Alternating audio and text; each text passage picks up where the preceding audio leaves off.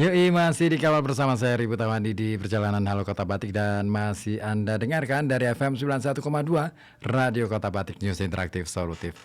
Ya, sudah menit ke-47, tinggalkan pukul 8 malam. Itu artinya kebersamaan saya bersama Anda tinggal menyisakan waktu 13 menit lagi.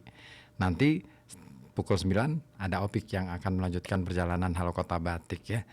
Dan baik, sebelum diakhiri, satu kisah terakhir untuk Anda. Dulu banget nih, ada 3 orang ulama yang masyhur, saleh, dan bijaksana mengunjungi kediaman seorang perempuan sufi. Namanya, nah kalau yang satu ini kayaknya sudah pada ngerti nih, Rabi'ah Al-Adawiyah. Nah, ketiga lelaki itu adalah Syekh Hasan Al-Basri, Malik bin Dinar, dan Syaqiq Al-Balkhi. Nah, mereka bertemu karena Rabi'ah ini saat itu ya sedang sakit keras. Sesampai di tujuan, di rumah kediaman Rabi'ah Al-Adawiyah ini, sang tuan rumah, sang nyonya rumah ya, mempersilahkan mereka untuk masuk dan menemui. Nah, ketiganya masuk dengan takzim. Setelah mengucapkan salam, Syekh Hasan Al-Basri mulailah pembicaraan. Dia berkata, seorang manusia tidak dapat dipercaya kata-katanya jika ia tidak tabah menanggung cambukan Allah. Nah, ucapan beliau ini bermaksud mengingatkan Rabi'ah agar tabah dalam menghadapi musibah atau ujian yang sedang dialaminya. Namun, sang perempuan sufi ini membalas pernyataan tersebut. Baginya perkataan sang syekh ini masih kurang tajam. Beliau membalas begini kata-katanya.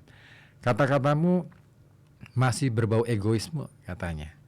Kemudian Syaqiq Al-Balkhi ini menimpali, seorang manusia tidak dapat dipercaya kata-katanya jika ia tidak bersyukur karena cambukan Allah.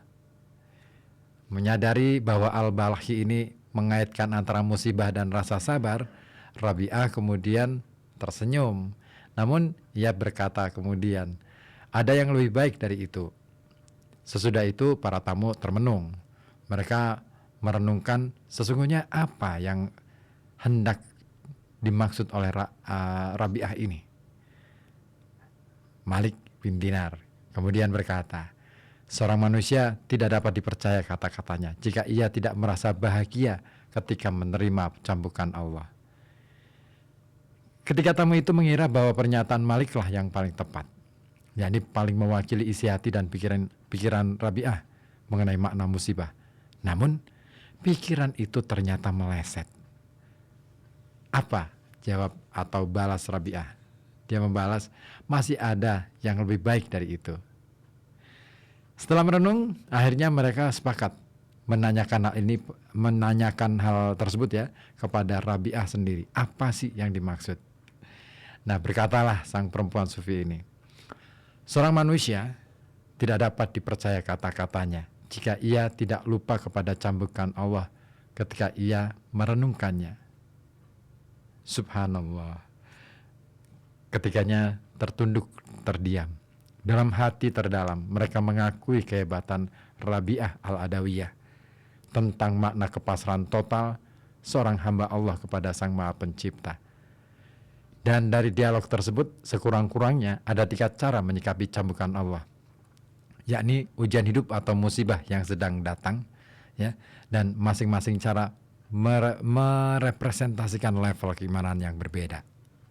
Level tertinggi dilakukan oleh kaum arifin, yakni mereka yang memahami ma'rifatullah, dan ini sebagaimana disampaikan Rabi'ah. Nah, ketika ujian atau musibah datang, orang yang arif menghadapinya dengan senantiasa berzikir kepada Allah. Ia menyaksikan bahwa dirinya tidaklah penting apakah sedang menerima musibah atau tidak. Yang terpenting dan selalu utama adalah Allah Subhanahu wa Ta'ala. Fokusnya hanya kepadanya. Lantas hamba Allah ini melebur, fana dalam ketiadaan. Sebab yang ada hanyalah Allah. Level kedua adalah apa yang telah disampaikan Syekh Hasan Al-Basri. Seseorang yang sedang mendapat musibah cenderung memohon kepada Allah agar dirinya diberi kesabaran dan ketabahan. Sementara level terakhir biasanya dilakukan kebanyakan orang awam. Ketika ujian dan musibah datang, mereka memohon kepada Allah agar musibah itu dapat segera lenyap dan teratasi. Dalam hal ini, diniatkan atau tidak, sesungguhnya yang difokuskannya adalah dirinya sendiri, bukan ma'rifatullah. Itulah sekilas kisah mengenai Rabi'ah Al-Adawiyah. Saya Rifat Amandi, pamit undur diri. Terima kasih dan wassalamualaikum warahmatullahi wabarakatuh.